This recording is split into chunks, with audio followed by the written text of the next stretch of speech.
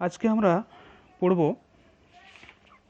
Break tag বা line break tag, অর্থাৎ একটা লাইন শেষ হলে আরেকটা লাইন শুরু হবে, তার মাঝে ব্রেক ট্যাগটা ব্যবহার করা হয়। এইচটিএমএলে কোনো লাইনের সমাপ্তি বোঝাতে বিআর বা ব্রেক ট্যাগ ব্যবহার করা হয়। পি ট্যাগ ব্যবহার আমরা আগে করেছি।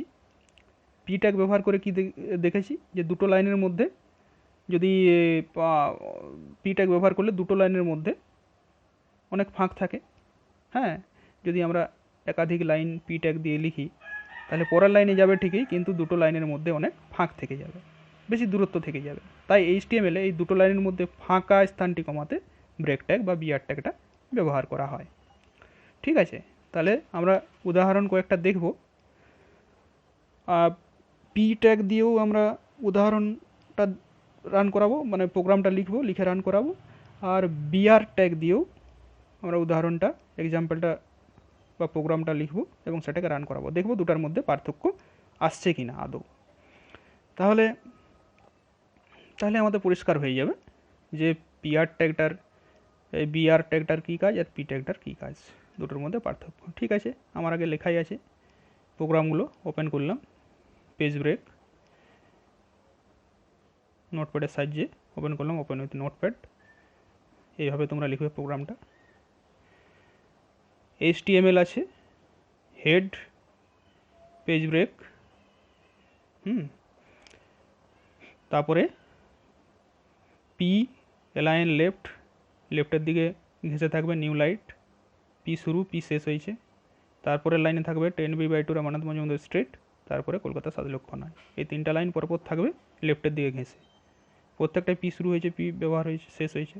এটাকে এবার সেভ করে নিলাম। সেভ করে এবার আমরা রান করাবো, দেখি কী ব্যাপারটা হয়। এটা ক্লোজ করা হলো। এবারে এখান থেকে আমরা রান করাবো গুগল ক্রোম দিয়ে পেজ ব্রেক প্রোগ্রামটা, যেটা পি দিয়ে আমরা লিখলাম।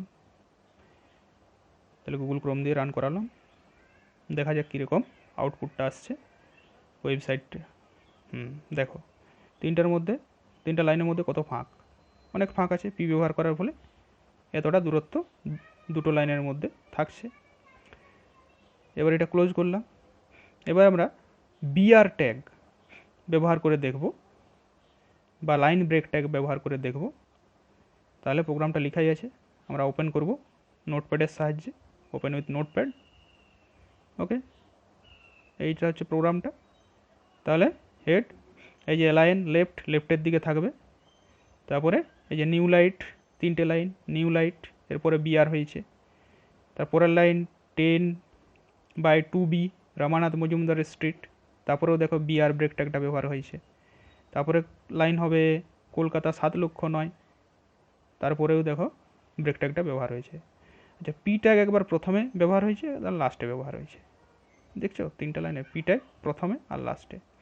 ঠিক আছে, তাহলে এবারে এইটাকে এবার আমরা সেভ করলাম, সেভ করে এবার রান করাবো, ক্লোজ করলাম।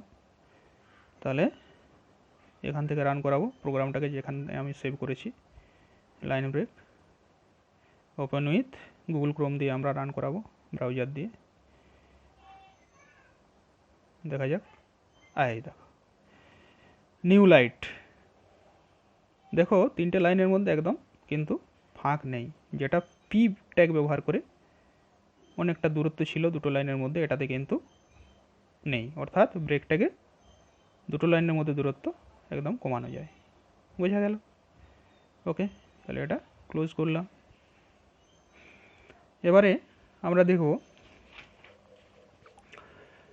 Font tag. ফন্ট ট্যাগের কীভাবে ব্যবহার করতে হয়। এইচটিএমএল ডকুমেন্টে আমরা ফন্ট ট্যাগের সাহায্যে বিভিন্ন প্রকার ফন্ট ব্যবহার করতে পারি, যেমন Arial, New Times Roman, Helvetica, Courier, Impact, Algerian, বিভিন্ন ধরনের আমরা দেখেছি। আর ফন্ট ট্যাগের সাথে ফন্ট ফেস অ্যাট্রিবিউট ব্যবহার করে বিভিন্ন ফন্টের নাম উল্লেখ করতে হয়।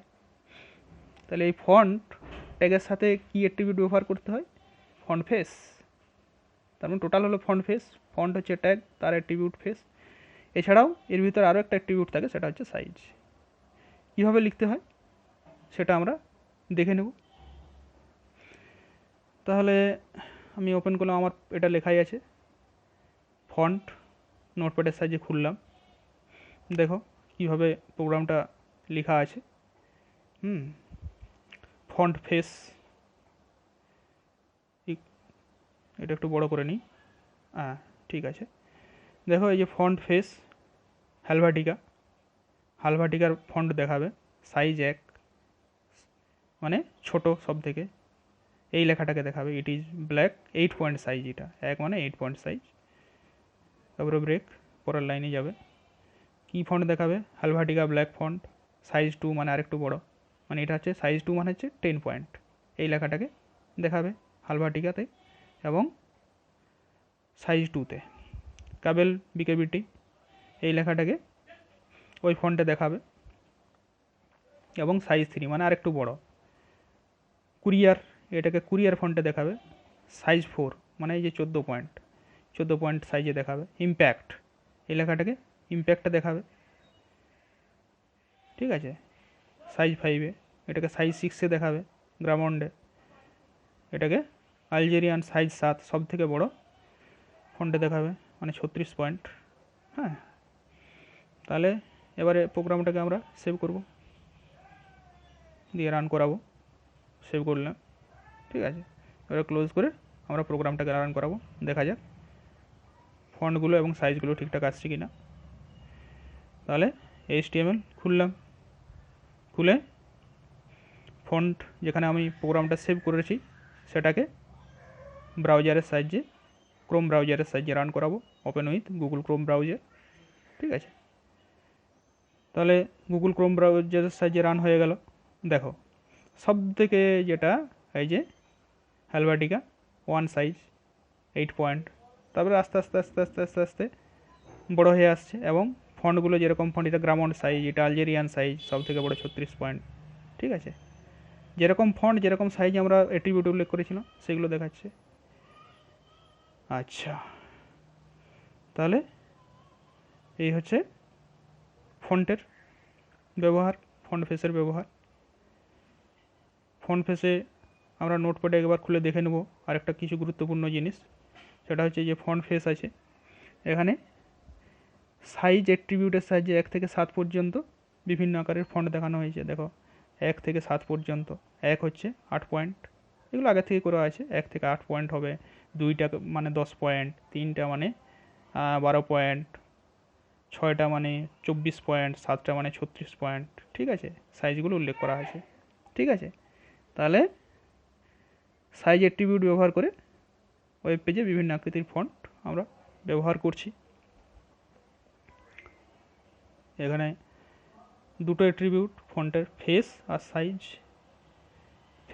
ফেস মানে যেটা টাইপ, আর সাইজ মানে যত বড় হবে, ঠিক আছে।